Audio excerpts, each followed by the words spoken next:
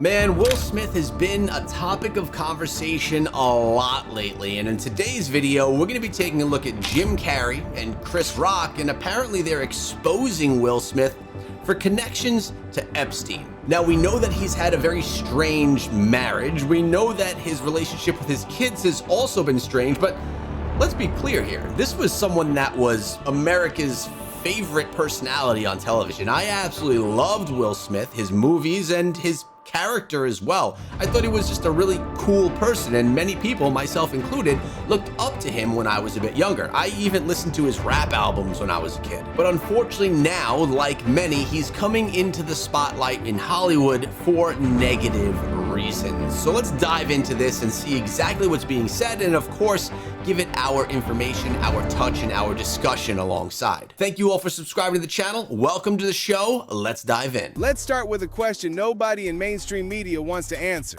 On March 27th, 2022, Will Smith walked across the stage of the Dolby Theater in front of 40 million people watching at home and hit a man in the face. Now, some people say that this was planned, that Hollywood doesn't have moments that just pop out of nowhere like this, that are not expected or not planned for, and if something strange was going on, they would have quickly cut to commercial. I'm curious what you think about that. Do you think that this was a planned little publicity stunt, or that this was something that actually happened organically? And when Will Smith sat back down in his seat, the room stood up and applauded him. And Jim Carrey, not a blogger, but a man who was the highest paid actor on planet Earth for a decade straight. Ace Ventura, The Truman Show, The Mask. A man who spent 30 years at the absolute center of Hollywood power, who knows every face, every handshake, every unwritten rule behind those walls, was sickened. Yeah, he didn't like it. He didn't like it at all. And one thing that was strange is Will Smith and his wife were not actually married at the time, or they never considered themselves married at that point in time, and it was very clear and stated that they didn't refer to one another as husband and wife. So when he slapped Chris Rock and said, "Keep my wife's name out of your mouth," it took a lot of people, including his wife, as something that was quite strange. Not by the slap, by the standing ovation.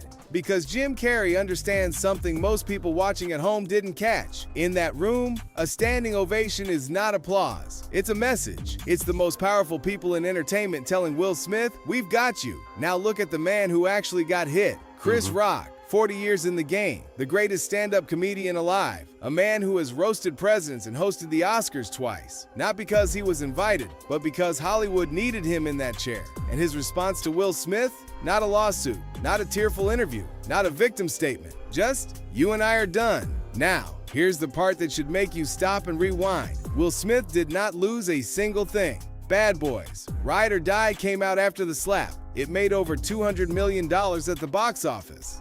The deals kept coming. The brand kept standing. The machine kept running. Think about that. In this same industry, careers have ended over a misworded tweet. People have been blacklisted for saying the wrong thing in the wrong room. Decades of work erased overnight. Will Smith walked up, hit a man on live television in front of the world, and Hollywood rewarded him. That doesn't happen by accident. That doesn't happen because of good PR. That only happens when someone very, very powerful has decided that Will Smith stays, no matter what he does in public. So who made that decision? Now, if that's the case, if it is because that decision was made prior, that would lead us to believe that the slap was actually intended and was actually planned. But I personally don't think that it was. I'm doing just fine. There's no meaning to any of this. So I wanted to find the most meaningless thing that I could come to and join, and here I am. They're celebrating. I mean, you got to admit it's completely meaningless. Well, they say they're celebrating icons inside. Celebrating Do you believe icons, in boy, icons? that is just the absolute lowest aiming, possibility that we could come up with. It's like icons. Do you believe in icons? I don't believe in personalities. I don't believe that you exist, but there is a wonderful fragrance in the air. You don't believe certain icons have the power to make change, to think differently, to be bold, to inspire others? Artistry, you're one of them. On the good foot. Ha! Yeah. Shut it down now. Not a fan. He is not a fan of all of the publicity. He's not a fan of all these award shows, and you could see by the hostess's face, she doesn't really know how to react to him. Yeah, no, I don't believe in icons. I don't believe in personalities. I believe that peace lies beyond personality, beyond invention and disguise, beyond the red that you wear on your chest that makes bullets bounce off. I believe that it's deeper than that. I believe we're a field of energy dancing for itself. And I don't care. But Jim, you got really dressed up for the occasion. You look good. No, I didn't. Was that an get dressed accident? up. I didn't get dressed up. Who did? There is no me. There's no you. No. We're not here. This is a dream? There's just things happening. And there are clusters of tetrahedrons Sounds strange. moving around together. Okay. Yeah. So what's happening in our world right now? Because there is a lot of news that actually is relevant that's not that Here's uplifting. the thing. It's not our world. None That's of this the is key. real? Nope. So you're just passing We don't through. matter. We don't matter. Oh, wow. There's the good news. Okay. Jim Carrey, the man who used to headline those events, who used to be the reason people tuned in, is now standing outside it all, calling it pretentious, calling it meaningless, calling it a show, put on for people who don't understand what the show is really about. When a man with Jim Carrey's history says awards and Hollywood events mean nothing, he's not being humble. He's telling you, I know what those rooms cost, and I'm not paying it anymore. Fair enough. Is that a gang sign? Have you, Oh, like you don't know what it is. You don't know what that is. I have no idea. You don't know. Jimmy Fallon doesn't know. David Letterman doesn't know. We We've don't discussed All this the before. comics and show business don't know what this is. Right? Yeah. What is it? Come on, Jimmy. Seriously, the time is up. People are hip to this kind of stuff. I'm here tonight to blow the lid off it, to be the whistleblower. I'm sick and tired of the secrets and the lies. It is the secret symbol of the Illuminati, and you're a part of it, and it is the all-mocking tongue. Every celebrity in Hollywood knows about it. Every single one at those tables. Every person who stood up and applauded Will Smith that night. Jim Carrey is not speculating. He is not theorizing. He is a man with 30 years inside that machine telling you point blank, the secret society people dismiss as a conspiracy? It's not a conspiracy. It's a membership. And Will Smith, somehow, some way, holds a very secure seat at that table. So here's the only question that matters as we go deeper. Jim Carrey saw it from the inside and walked away. Chris Rock got hit by it on live television and went quiet. Even Charlemagne, a man who doesn't protect anybody, looked at the box office numbers and told you straight, Will didn't lose a thing. 3 men, 3 different angles, all pointing at the same uncomfortable truth. Will Smith is protected. The real question, the one nobody in mainstream media will ask, is not what did he do on that stage? The question is, what has he been doing off it that makes him worth protecting this much? Because the people who were closest to him, inside his home, on his payroll, in his orbit, have started talking. And what they're saying is not what you saw on that stage. Let's start with Corey Holcomb. Now, if you remember, we've spoken on the channel about how he put his son, Jaden Smith, into the industry nice and early on. What is it? The Pursuit of Happiness, I believe the movie was.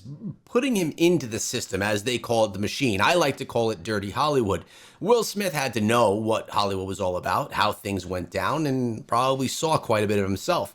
And he wanted to put his children into that as well. Either he felt that he could protect him while they were in there, or he felt that he wanted them to feel the fame and to see the success that he's had in the industry. We're going to dive deeper into that as we continue with this video, but I want to see what some of these people have to say regarding Will and Jada. Will Smith and Jada, they've been open about they have an open relationship. But Will like guys. Huh? Will like guys. How you know? I live in LA. Does that make sense to you? No.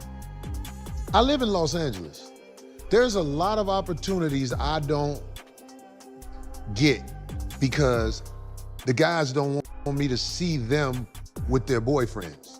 And I've suffered from that. It's like everybody know anyway. Everybody know anyway. So I'm saying, like, do you think me saying Will like guys, because I said it, and I can't take it back. Yeah. Because I believe it. I know it for the most part. Okay. By me saying that, I hope it doesn't strike a nerve in anybody, but I'm saying I live in LA, and there's a lifestyle that is kept quiet. A secret society. Yeah, and it's like people like me suffer from this lifestyle because of the shame that some guys have of how they like to move. And I don't think that however you move is something you should hold against me. I think it's unfair. This isn't some outsider making noise online. Corey Holcomb is a veteran comedian, industry insider, a man who moves in the same professional circles as Will Smith. And what he's describing is not a rumor he read on Twitter. He's saying that Will Smith's own peer, people who share the same secrets, the same circles, the same private rooms, don't want him present when they're with their partners. Not because they dislike him, because of what they believe about him. That's locker room knowledge. But Corey Holcomb is just the surface, because there is a man named Brian King Joseph, a violinist, a touring musician who worked directly under Will Smith, and he didn't go to a podcast. He didn't post on social media. He went to court. Earlier this year, I was hired to be a performer on a major tour with somebody who is huge in the industry. I believe that this violinist, I believe we say, was on a reality talent show. I believe I saw him on like America's Got Talent or something like that. Incredible performer. And apparently he was taken under the wing of Will Smith to do some type of, to grow him as a brand and make him famous.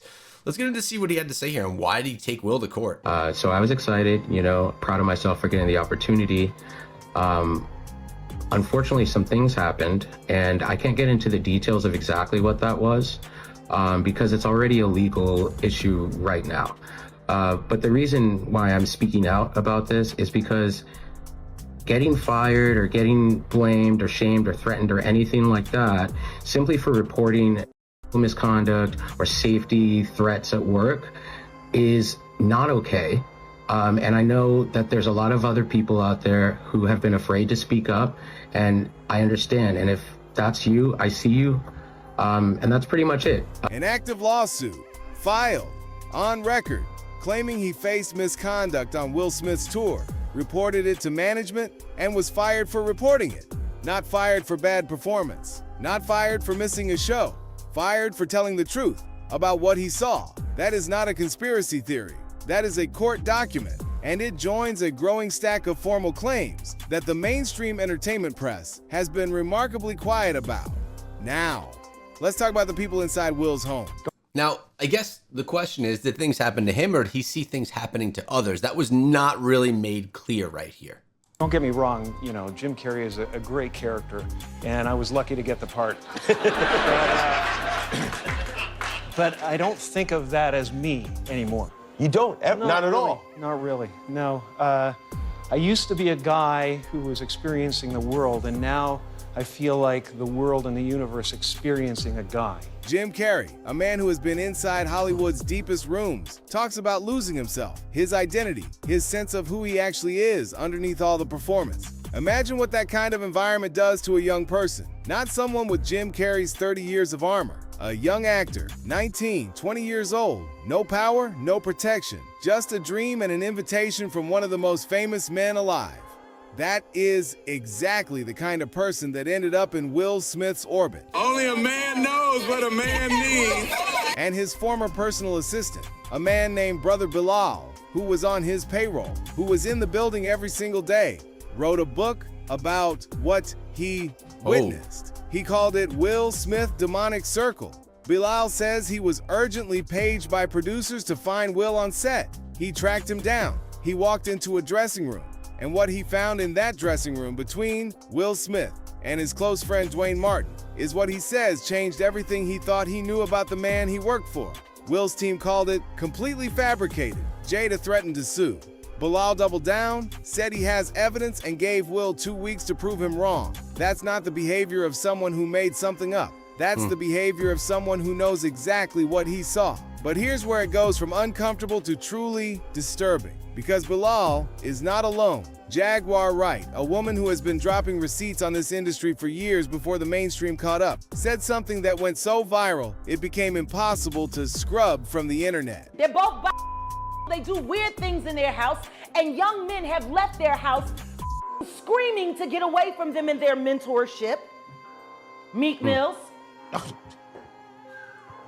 Bashir Gray, left that house screaming. August the only one that stayed, and I guess he was really sick. He needed a dog. Brycer Gray, you know him as Hakeem from Empire. Young, talented, on the verge of something massive. He entered Will's orbit, and then his career imploded. His personal life collapsed. He ended up in headlines. Nobody wanted to write about him. Meek Mill, named in the same breath. August Alsina, Jaguar's most chilling detail. She says August was the only one who stayed. Think about that framing carefully. The ones who left ran screaming. The one who stayed became the story Jada eventually confirmed on her own Red Table Talk, that the relationship was real, that Will gave his blessing. Now your mind is already asking the question, if these things were happening inside that house, what was happening outside? Yeah, that Red Table Talk was also quite strange. Hopefully we get into it here, but Jada and Will were having a conversation that was like a business interaction versus a couple's discussion. It was odd. Because there is a parking lot in the Hollywood Hills with shuttle buses, and Cat Williams was sitting in it, not as a guest, not as a performer. He knew the people who ran the shuttle service, so he got to sit there in the dark and watch. Everybody knows. Everybody knows. Yes, it happened. I got smacked like a year ago. Last week, I got smacked in the Oscars by this mother. And people like, did it hurt? It still hurts. I got summertime ringing in my ear.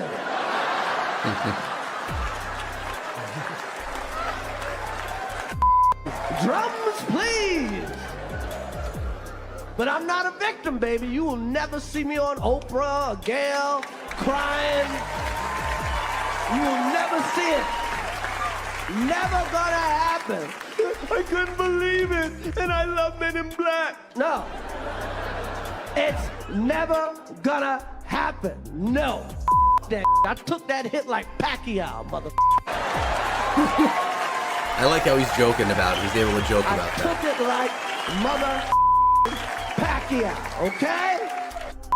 Man. Chris Rock, the man Will Smith hit on that stage, is telling you he refuses to be painted as a victim, that everybody already knows the truth. But here's what people miss about that statement. Chris Rock doesn't just know about the slap. Chris Rock knows about the world the slap came from. He's been in those rooms. He's seen those faces get on those buses. And he's choosing his words very carefully. Now, back to the parking lot. Every now and then somebody loses their mind. I mean, not to that extent, but every now and then, yeah. I'm trapped inside a store because somebody's cursing me out.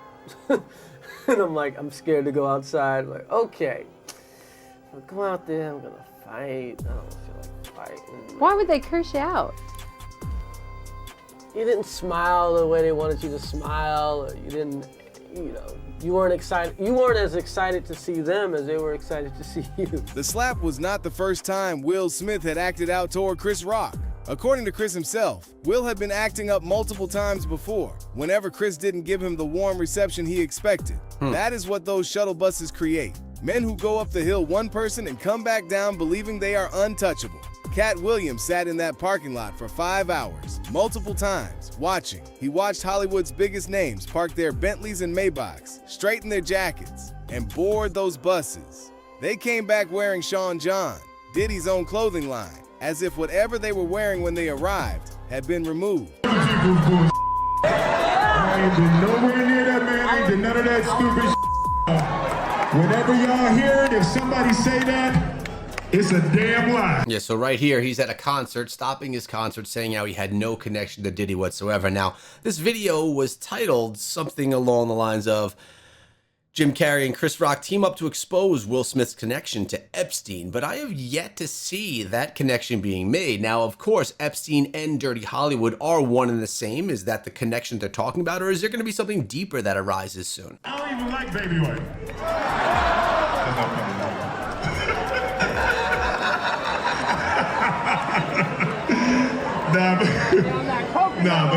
But I haven't said that publicly. I just said y'all the first time. I usually don't respond to dumb stuff because it's like people, it's so many things people say so much stuff, but you know that one it was your memes was doing too much. Y'all was having me mad. Will Smith says he has nothing to do with any of this, that the claims are lies, that people are fabricating stories. Notice the pattern. Bilal says something completely fabricated. Jaguar says something, silence, then legal threats. Orlando says something, BS. Cat says something, silence. And then Cat dropped the grenade.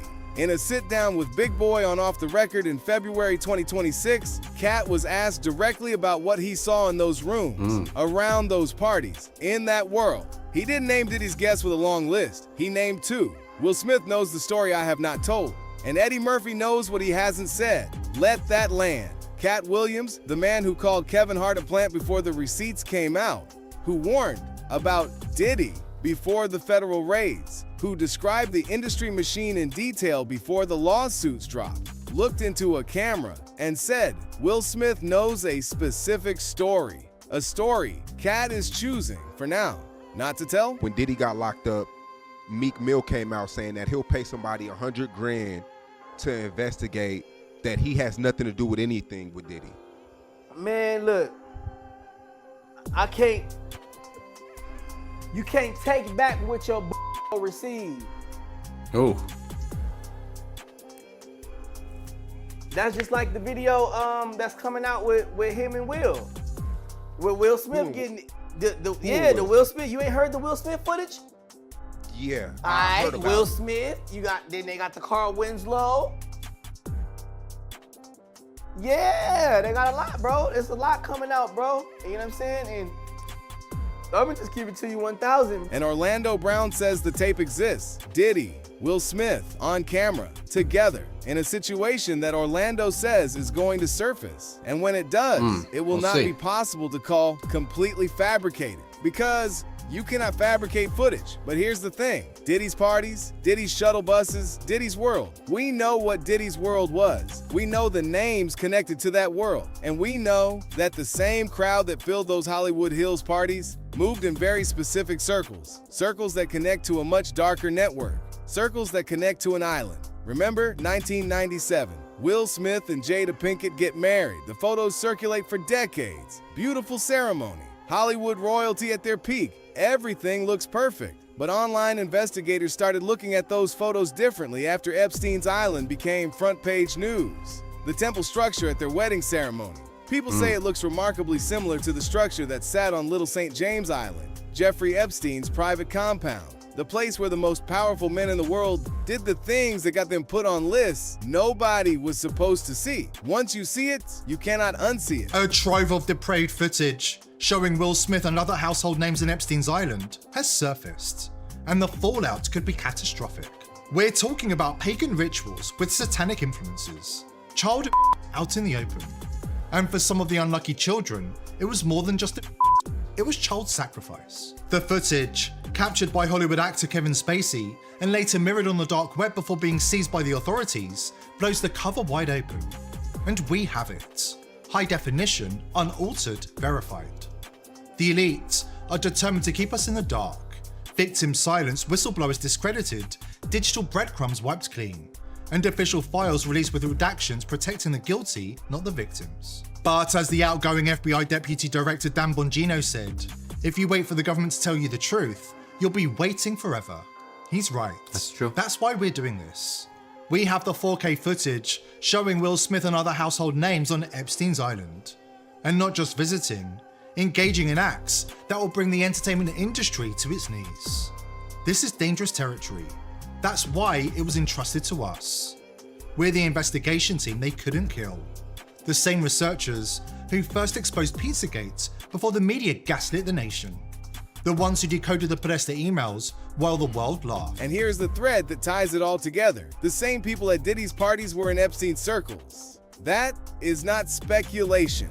That is the overlap. People are mapping as sealed documents become unsealed, as files drop, as names surface in places they were never supposed to surface. Diddy's world and Epstein's world were not separate universes. They were in the same room with different zip codes. Yeah, I think this is true as well. The crimes that were happening in both of those places was very similar, and the people that were engaging with Diddy and with Epstein, there was definitely a lot of crossover. Now, we don't know that there was how deep that connection was, but there was definitely massive crossover between those two entities. In America, in the United Kingdom, across the globe. And we need to be clear, shamelessness is not and will never be a superpower.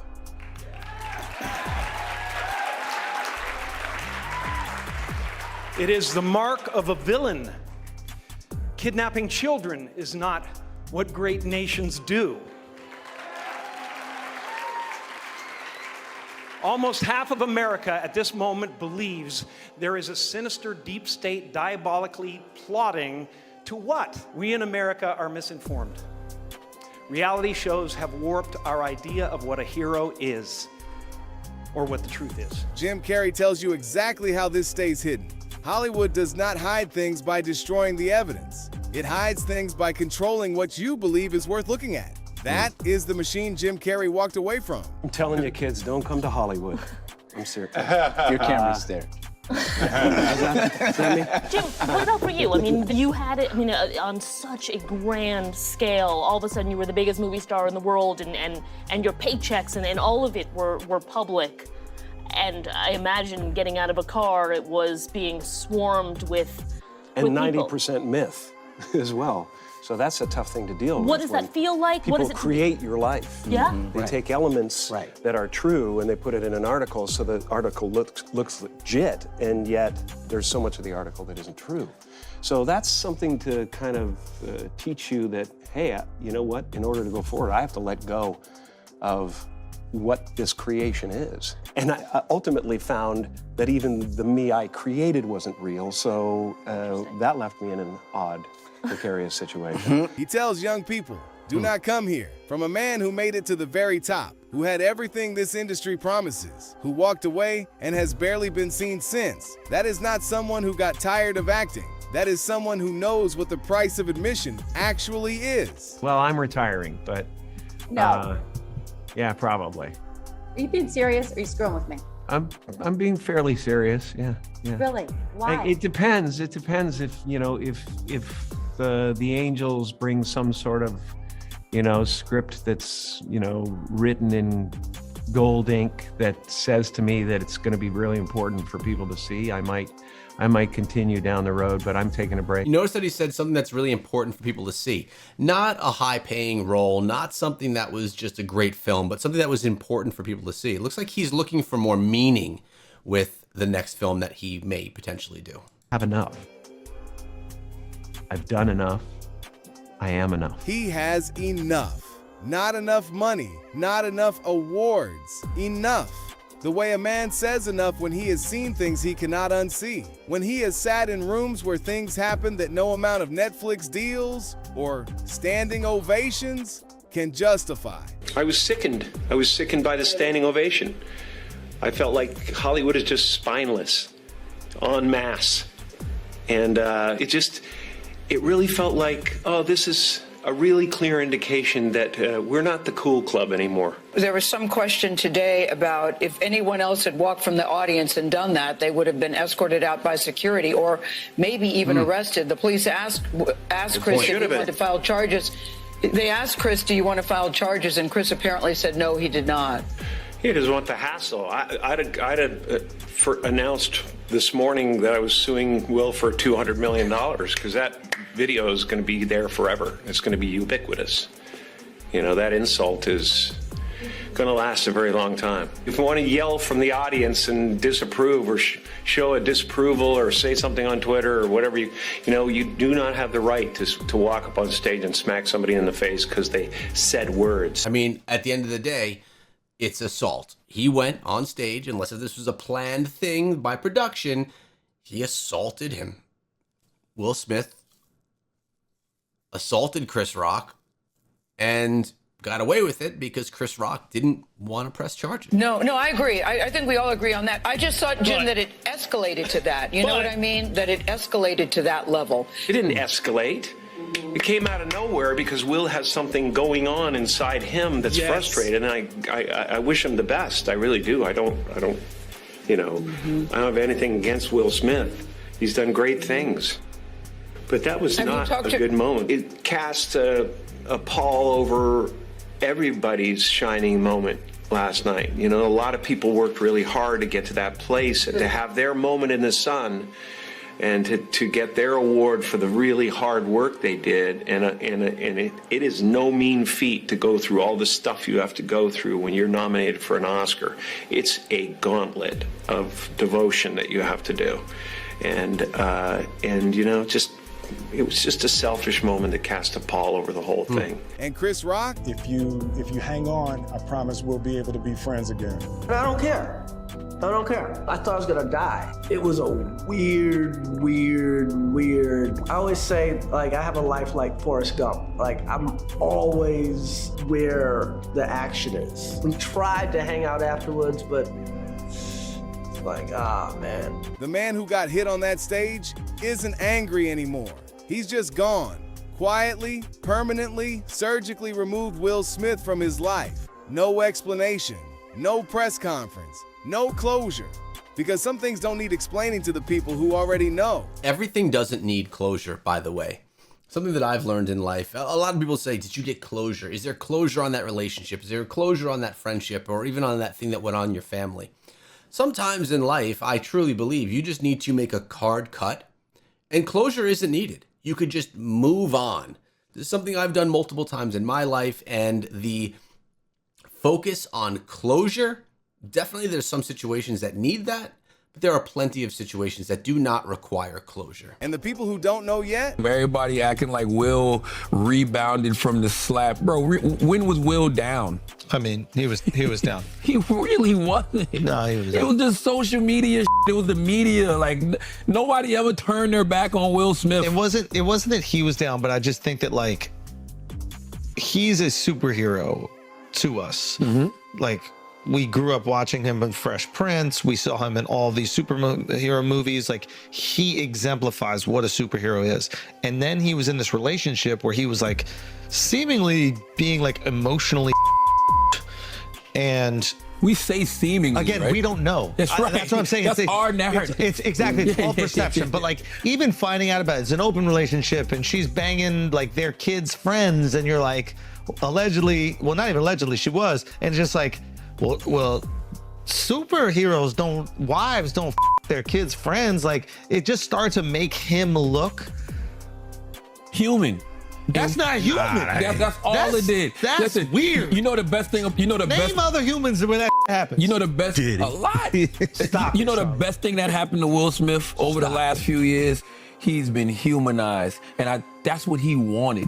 Go back and listen to the Rap Radar interview that he did with B-Dot and Will Smith when they flew over to Tibet or wherever the it was to sit down and have a conversation with Will Smith. And he's talking about how, you know, he had to keep up a perfect image his whole career. He couldn't even curse. He couldn't even be himself, yada, yada, yada. Then when you read his book, Will, you see a guy who's been wanting to take the mask off forever. So, yeah, it's like he's liberated. Like, before he was a mind goblin, and now he's... Will didn't lose a single thing. The public moved on. The box office delivered. The machine absorbed the scandal and kept printing money, which means the machine decided Will Smith was worth more protected than exposed. And that decision was made by people whose names are not yet in any headline. So here are the 3 questions nobody in mainstream media will ask. If Will Smith is protected enough to attack someone on live television and walk away with an Oscar,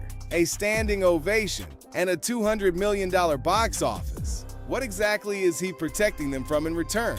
If Cat Williams sat in that parking lot, watched those buses, and is still choosing, years later, not to tell Will's story, what is in that story that even Cat thinks the world isn't ready for? And when the tape Orlando Brown is describing finally surfaces, when the files finish dropping, when the last sealed document gets unsealed, whose face are you gonna see and realize you already knew? Now, it's very true. Will Smith always had the good guy persona. His albums barely cursed. On TV, he was always the good guy. And it was essentially a mask that he had been wearing for 20 or more years within the industry. And that's a lot to hold on to. That's a lot to bear. And he probably was trying to tear himself out of that and actually be a normal person. But that does not mean that he was involved with Jeffrey Epstein. That does not mean that he's been to Epstein Island. That does not mean that he is a criminal. And this video tried to prove that he has done a lot wrong, but I'm not sure that all of that proof is actually as solid as they had stated. Let me know your thoughts down below. Thank you for subscribing. I appreciate you guys. And if you want to know more about the entertainment industry or about evil Hollywood, check out this video because we dive even deeper.